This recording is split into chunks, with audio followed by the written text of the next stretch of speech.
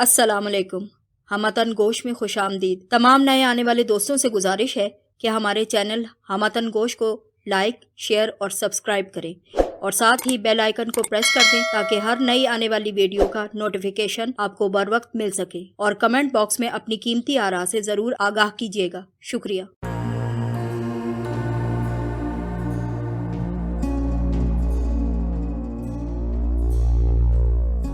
पेश खिदमत है तलाश की किस्त नंबर 16। बरामदे की सीढ़ियों के करीब पोर्च में एक स्याह कार खड़ी थी। लड़की ने बड़े एहतराम से झुककर मुझे कार की तरफ जाने का इशारा किया। मैं सीढ़ियां उतरकर नीचे पहुंची तो ड्राइवर ने कार से उतरकर मेरे लिए पिछला दरवाजा खोला और तब मैंने देखा कि पिछली नशिस्त पर वही औरत यानी गौहर जान मौजूद थी जिसे मैं नाश्ते की मेज पर पहले भी देख चुकी थी। मैं कार के करीब पहुंची तो गौहर जान ने अंदर बैठे ही बैठे बाजू फैलाए, लाओ मुन्ने को मेरी गोद में दे दो। अब मैंने महसूस किया कि उसकी आवाज गैर मामूली तौर पर मुलायम थी। तुम अब भी सो रहे थे। तुम्हें गौहर जान की गोद में लिटाकर मैं उसके बराबर पे बैठ गई और ड्राइवर अपनी सीट पर आ बैठा। ड्राइवर के करीब ही एक और शख्स बुत की तरह साकित बैठा था। उसकी गर्दन निहायत मोटी और भैंसे की तरह मोटी लगती थी। मैंने बरामदे की तरफ गौर से देखा। वो लड़की और मेरे पीछे आने वाला आदमी दरवाजे पर ही खड़े थे। गाड़ी सदर दरवाजे की तरफ बढ़ी तो लड़की ने अलविदाई अंदाज में हाथ हिलाया और तेजी से घूमकर दरवाजा खोलकर अंदर वापस चली गई। लोहे का गेट खुला पड़ा था। गाड़ी सड़क पर आकर दाएं तरफ को घूमी और चंद लम्हे बाद फराटे भरने लगी। ये सड़क निहायत चौड़ी थी मगर उस पर ट्रैफिक बराए नाम थी। अलबत्ता इमारतों का सिलसिला गुंजान होते देखकर अंदाजा होता था कि हम मज़ाफात से अंदरूने शहर की तरफ को जा रहे थे। चश्मे बदूर, बहुत ही प्यारा बच्चा है, गौहर जान ने तुम्हें अपनी गोद में हल्के हल्के हिलकोरे देते हुए कहा। बिल्कुल माँ की तरह खूबसूरत है।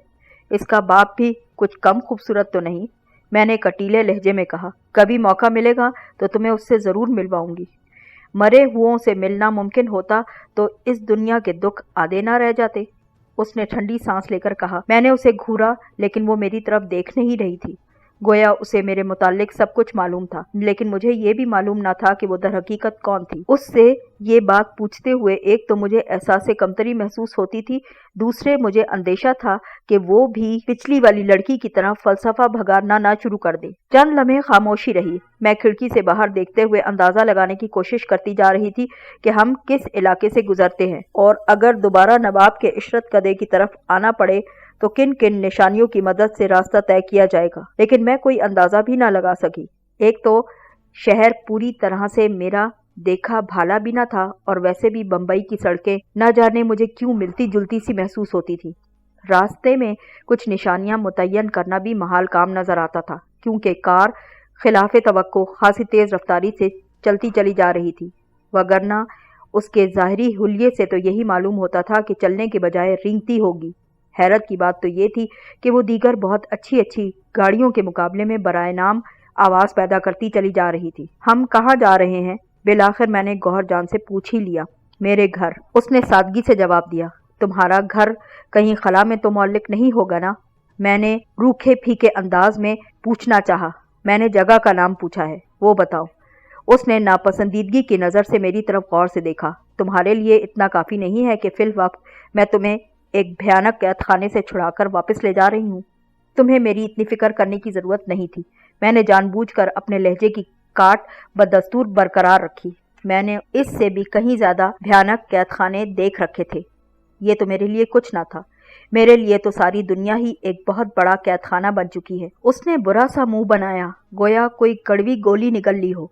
एक तो सारी जिंदगी आशिक मिजाज मर्दों और सितम रसीदा औरतों से फलसफा सुनते सुनते मैं तंग आ गई हूँ। वो नागवारी से बोली, फिलहाल तुम खामोशी से बैठो, वक्त आने पर तुम्हें सब कुछ मालूम होता चला जाएगा। खासे तवील सफ़र के बाद गाड़ी तंग सी गलियों की भूल भुलैयों में दाखिल हो गई। चंद मिनट इधर उधर चकराने के बाद पीले पत्थरों से बनी एक बुलंदो बाला इमारत के सामने जाकर रुक गई। मकान का दरवाज़ा कई गज की बुलंदी पर था और उसके दोनों तरफ दो चबूतरे पत्थर के बने थे और उन पर दो शेर नस्ब थे।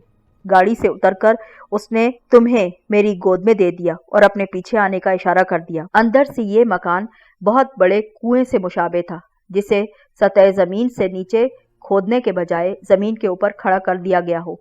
मकान की तीनों मंजिलों की बालकोनियों को गौर से देखा जाए तो वो दायरों की शक्ल में बनी थी, जिनसे नीचे पक्के सहन में झांका जा सकता था। सहन में खड़े होकर ऊपर आसमान का सिर्फ एक बड़ा सा गोल टुकड़ा दिखाई देता था। ये हकीकत मुझे बाद में जाकर मालूम हुई कि ये मकान वाकई एक अंधा कुआं था, जिसमें गिरने के बाद कोई बाहर वापस नहीं निकल सकता था। गोल सहन में आमने सामने दो जगहों से सीढ़ियां ऊपर की तरफ को जा रही थी। गौहर जान की रहनुमाई में मैं दूसरी मंजिल की बालकोनी में जा पहुंची। बाएं हाथ पर कमरों की कतार और दाएं तरफ बालकोनी का जंगला बना था। बेशतर कमरों के दरवाजे खुले थे और हर कमरे में एक या दो लड़कियां मौजूद थीं। कोई अपने आप को मताए रायगां की तरह बिस्तर पर बिखेरे पड़ी थी, कोई सिंघार मेज के सामने बैठी अपने बिखरे वजूद को समेटने की कोशिश में मसरूफ़ अमल थी, कोई लिबास से बेनियाज पसीने में शराबूर वर्जिश में मसरूफ़ थी। हमें देखकर कई लड़कियां लपक कर दरवाजे में आ गईं। ये सब जवान और हसीन लड़कियां थीं, मगर उनके चेहरे फीके फीके, होंठ बेरस और आंखें खंडर खंडर सी मालूम होती थी, गोया कोई खून आशाम सोते में उनके सारे वजूद की ताजगी और चेहरे से सारी आबोताब चूस कर कहीं दूर ले गया हो। मैंने अपने उकब में उनकी आवाजें सुनना चाहीं। हाय हाय, चाल तो देखो, कमर शाखे गुल की तरह लचकती है, 2 कदम में नरद भाव बता देगी। बच्चे वाली है, फिर क्या, हाना के अभी खुद बच्ची है, मगर बीबी को अल्लाह मियाँ ने बनाया है, और ये भी जान लो फुर्सत में बैठ के बनाया है। इस आवाज़ पर बड़े जोर का कहका पड़ा। गौहर जान चलते चलते अचानक से रुक गई और उसने दरवाज़ों में खड़ी लड़कियों पर एक नज़र डाली। मुंह से कुछ भी ना बोला। उसकी नज़र ही में ये असर था कि तमाम लड़कियां भीगी बिल्ली की तरह अपने कमरों में वापस घुस गईं। चंद कदम आगे चलकर गोलाई में फैली हुई कमरों की कतार में एक खला सा आ गया, जिससे आगे उस मंजिल का अलग थलग हिस्सा बना था। ये हिस्सा दीगर कमरों की निस्बत बहुत वसी मालूम होता था। इस हिस्से में एक कमरे का खूबसूरत पर्दा हटाकर गौहर एक कमरे में दाखिल हुई और पर्दा एक तरफ को समेटकर मुझे रास्ता दे दिया। अंदर मलगजी सी रोशनी फैली थी। एक लम्हे के लिए तो मुझे कुछ भी नजर न आया। गौहर जान ने लाइट ऑन कर दी। ये एक शहाना किस्म का कमरा, जिसे नशिस्त कहा जा सकता था, ऐसी जगह थी। फर्श पर दबीज ईरानी कालीन था, जिसमें पांव धसे चले जा रहे थे। कमरे के मुख्तलिफ हिस्सों में शाही तर्ज की ऊंची कुर्सियां, जिन पर मुख्तलिफ गद्दे झिलमिला रहे थे, पड़े थे। अंग्रेजी तर्ज के काउच, बेलोरी तिपाइयां और एक छोटा सा आरामदेह दीवान बिछा हुआ था। छत पर 2 फानूस लटकते नजर आते थे। दीवारों पर जहाजी साइज की फ्रेम शुदा रंगीन तस्वीर आवेजां थी। ये तस्वीर गालिबन अंग्रेज एक्ट्रेसेस की बनी थी। एक कोने पर मेज पर बड़ा सा ग्रामोफोन रखा गया था, जिसका नुकरई भोंपू पहली नजर में चांदी का बहुत बड़ा बिगल मालूम होता था। ग्रामोफोन के करीब ही ऊपर नीचे बड़े बड़े रिकॉर्डों का अंबार नजर आ रहा था। उसके करीब ही दीवार में एक ऊंची सी अलमारी दिखाई दे रही थी, जिसमें रंगारंग बोतलें, शफाफ बिलोरी ग्लास, एक खाने में बेशकीमत आराइशी चीजें और सबसे निचले खाने में कुछ किताबें भरी पड़ी नजर आ रही थी। उसके मुकाबिल दीवार में आतिशदान बना था, जिसके सामने कालीन पर चीते की खाल बिछी हुई थी। आतिशदान की कार्निस पर मुख्तलिफ उम्रों की औरतों के बड़े बड़े फ्रेम शुदा रंगीन पोस्टर्स मैं देख सकती थी, जिन्हें गालिबन मुख्तलिफ मगर माहिर फन मुसव्विरों ने बनाया था। उनमें एक तस्वीर गौहर जान की अपनी भी थी, जो उसकी जवानी की तस्वीर थी। इस तस्वीर से बखूबी अंदाज़ा लगाया जा सकता था कि उसकी जवानी ने क्या क्या कयामतें ना ढाई होंगी। दफतन एक मुलहिका कमरे का पर्दा हटा और एक मकरूह सूरत सी बुढ़िया अंदर दाखिल हुई। सूरत के बरक्स उसका लिबास उजला उजला सा था, और जब वो बोली तो उसके लहजे की शाइस्तगी और आवाज़ की मिठास ने उसकी बदसूरती का नागवार तसव्वुर अचानक से ख़त्म कर दिया था। क्या हुक्म है बीबी गौहर? वो गोया गौहर जान के कदमों में बिछी बिछी जा रही थी।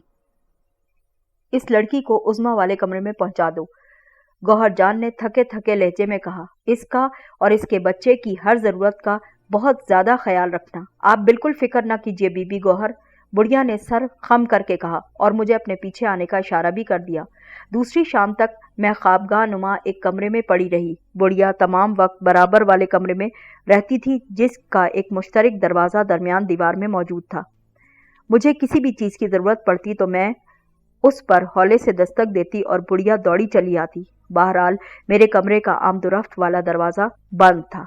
बुढ़िया जब भी आती थी चाबी से ताला खोलकर अंदर आती और बाहर जाते वक्त दरवाजे पर ताला भी लगाकर चली जाती। कमरा निहायत कुशादा, रोशन और हवादार था, इसलिए मुझे एहसास तक न हुआ कि मैं यहाँ पर कैद हूँ।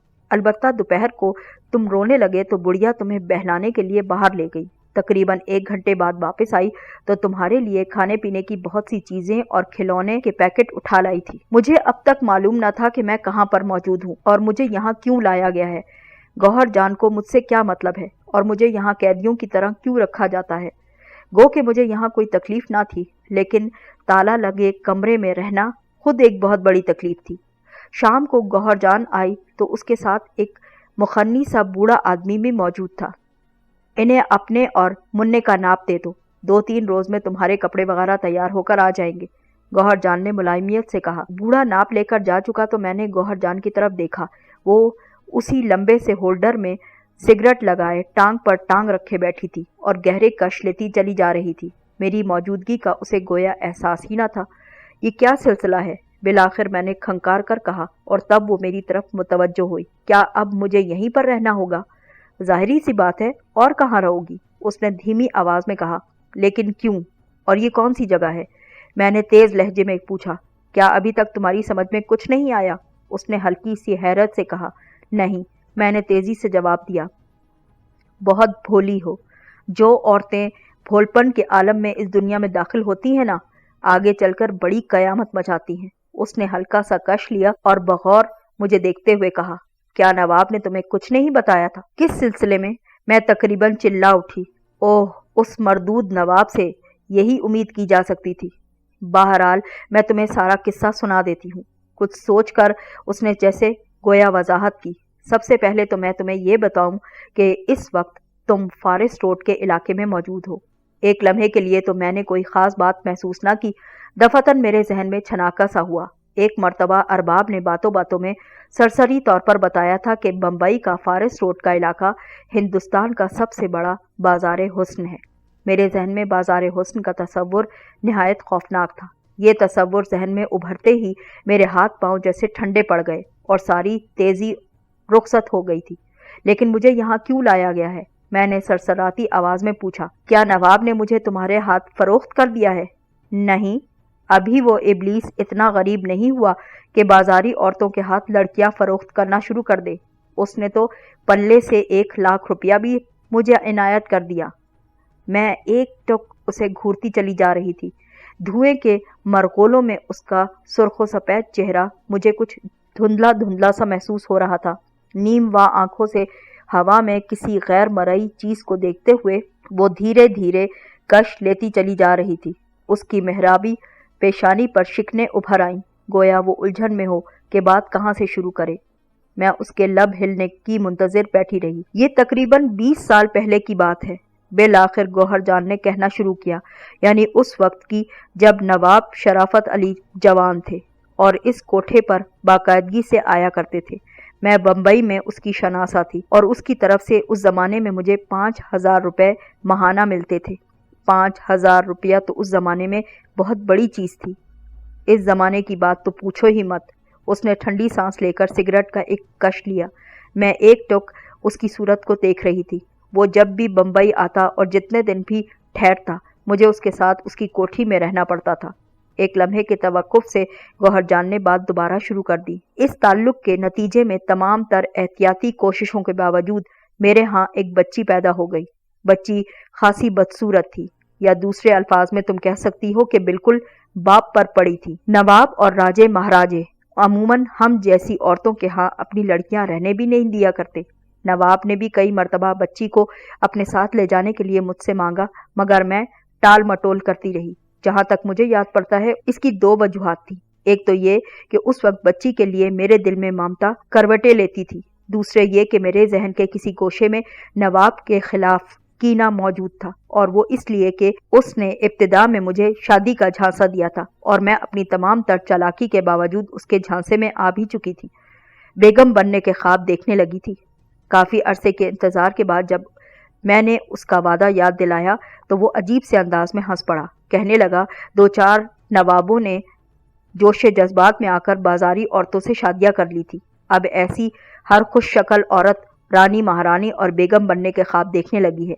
हाँ, ये भी हो सकता है कहीं, लेकिन हम चूंकि बहुत दूर की सोचते हैं, इसलिए किसी बाजारी औरत को महल सरा में ले जाने का कोई इरादा नहीं रखते। सुनो तुम। इसके बाद नवाब ने मेरा 5,000 रुपया महीना बांध दिया। मेरे दिल को बहुत जोरदार ठेस पहुंची, मगर बहरहाल मैं खानदानी किस्म की बाजारी औरत थी। मसलहत कोशी और अदम जज्बातियत हमारी घुट्टी में पड़ी थी, इसलिए खामोशी से इस बड़ी चोट को बहुत अच्छे तरीके से सह गई। जाहिर है कि बच्ची की पैदाइश तक मैं उस चोट को भूली तो न थी। चुनांचे मैं बच्ची नवाब को देने के सिलसिले में टाल मटोल से काम लेती रही, हत्ता कि कुछ अरसे बाद नवाब न जाने किन चक्करों में अपनी जागीरों में उलझ कर रह गया और एक तवील मुद्दत तक बम्बई भी न आया। कई साल बाद उसकी बम्बई आमदोरफ्त शुरू हुई तो मेरे बजाय उसने किसी और नौखेज लड़की से ताल्लुकात उस्तवार कर लिए थे। मुझे भी अब उसकी कोई ख़ास परवाह न थी। मैं इस अरसे में ना जाने कहाँ से कहाँ तक पहुँच चुकी थी। मैं तुम्हें मुख्तसरन ये किस्सा सुनाए देती हूँ। इन्हीं हालात में बिलाखिर मेरे वतन से जन्म लेने वाली नवाब की बच्ची जवान हो गई।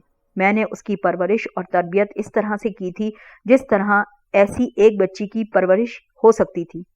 उसके जवान होते ही मैंने उससे मुजरा करवाना शुरू कर दिया। लड़की की शक्ल सूरत जवानी के रंगो रूप के बावजूद कोई खास ना थी और कोठे पर बड़े पाए के हुस्न परस्तों का आना जाना लगा रहता था, इसलिए दूसरी लड़कियों के मुकाबले में उसे कोई खास तवज्जो ना मिली।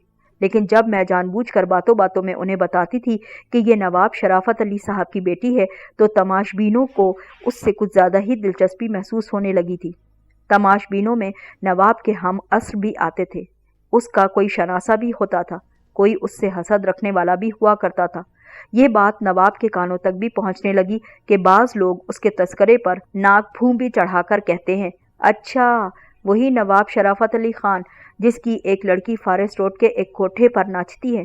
तुम अंदाज़ा कर सकती हो कि नवाब का क्या हाल होता होगा ये सुनकर। वो अव्वलीन फुर्सत में मेरे पास दौड़ा चला आया।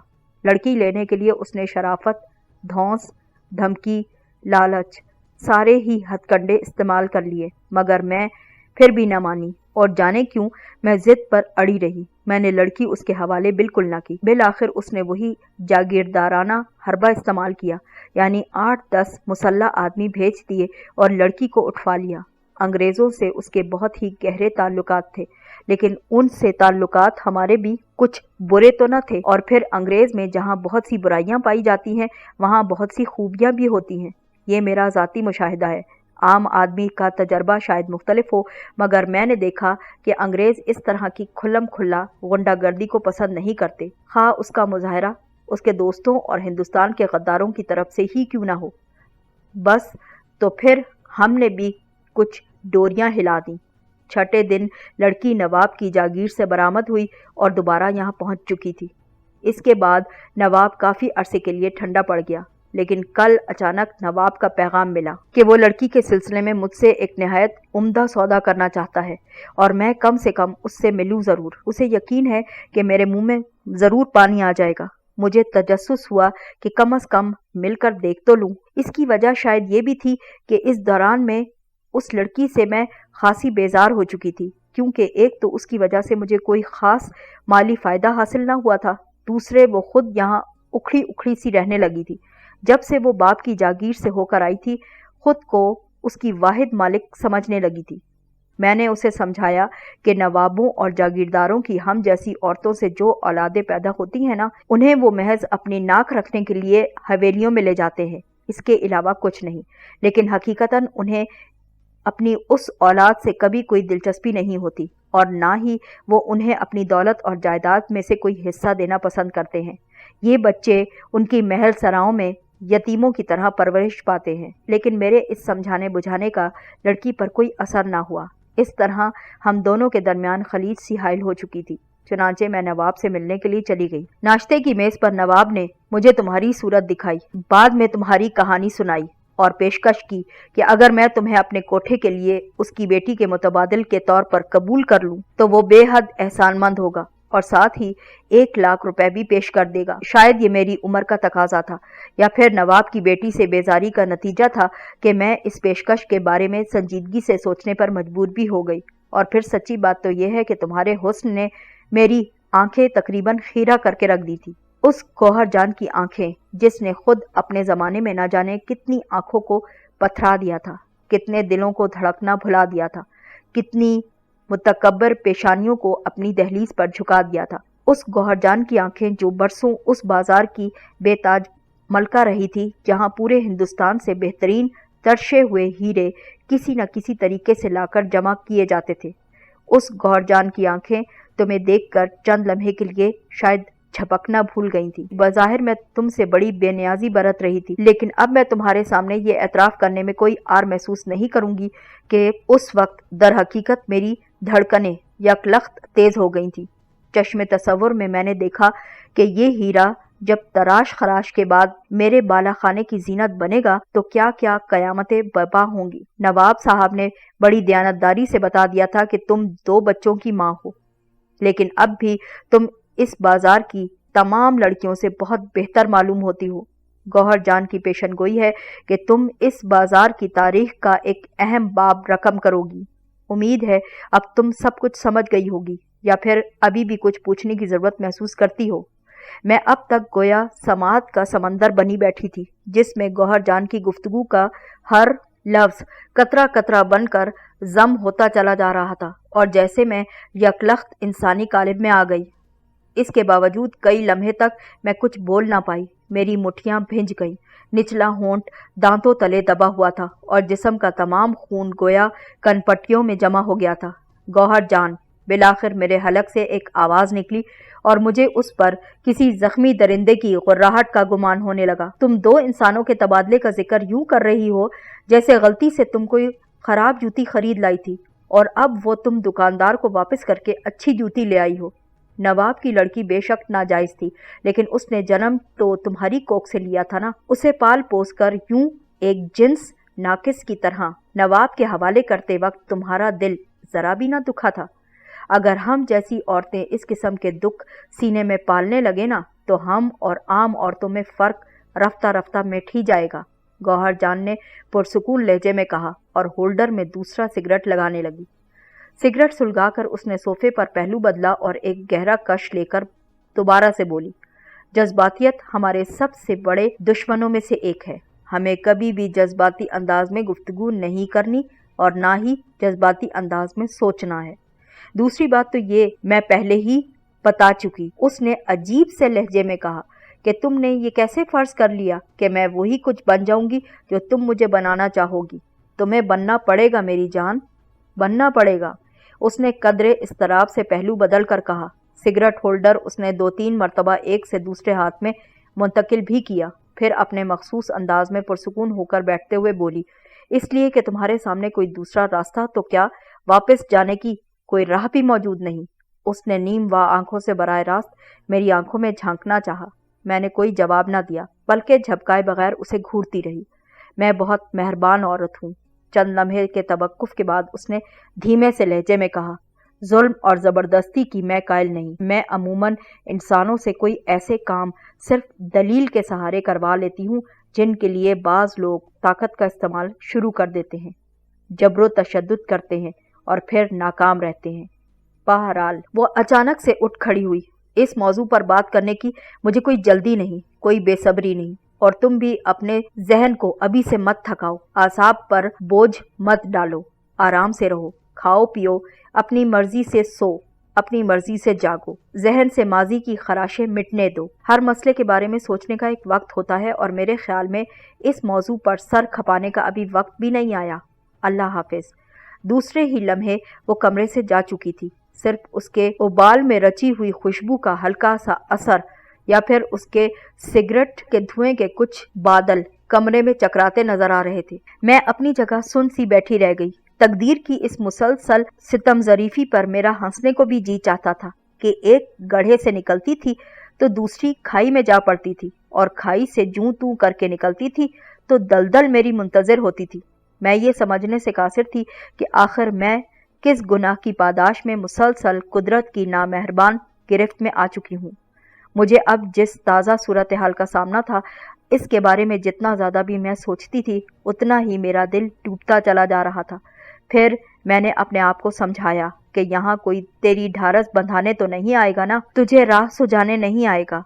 तू खुद ही अपनी मुशीर है और तुझे जो कुछ करना है सिर्फ अपने ही जहन की मदद से करना है। तो फिर अपने आप को बदहवास करने और हाथ पांव छोड़ने का क्या फ़ायदा? तुझे कोई राह फरार तलाश करनी होगी।